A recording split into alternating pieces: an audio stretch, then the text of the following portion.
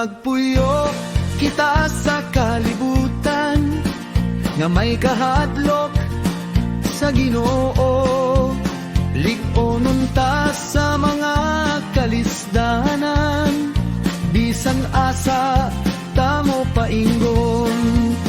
Kun mo abot ang problema sa atong kinabuhi, iya kita nga tabangan.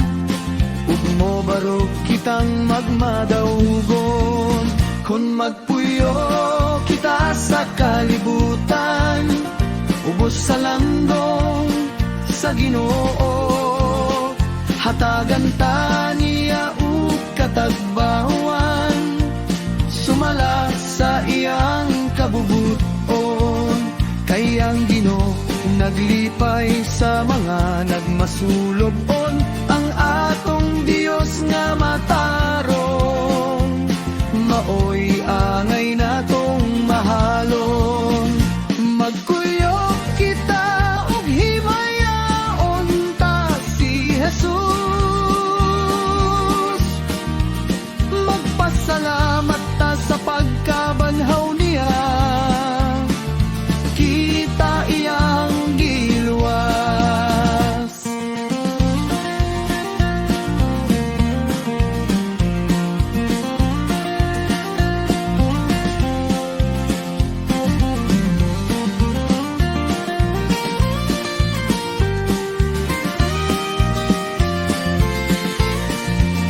Kung magpuyo kita sa kalibutan nga may kahadlok sa Ginoo, lig-onon ta sa mga kalisdanan, bisan asa ta mo paingon.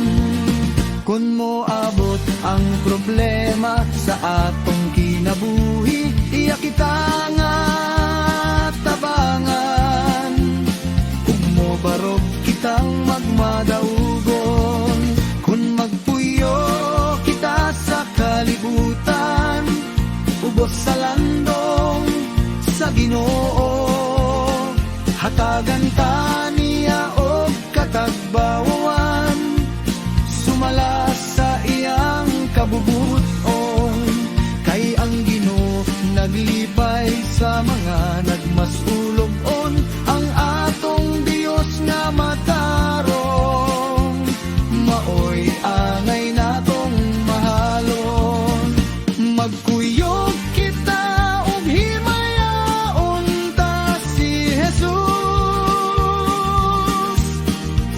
magpasalamat ta sa pagkabanhaw niya, kita iyang giluwas. Maoy angay natong mahalon, maoy angay natong mahalon.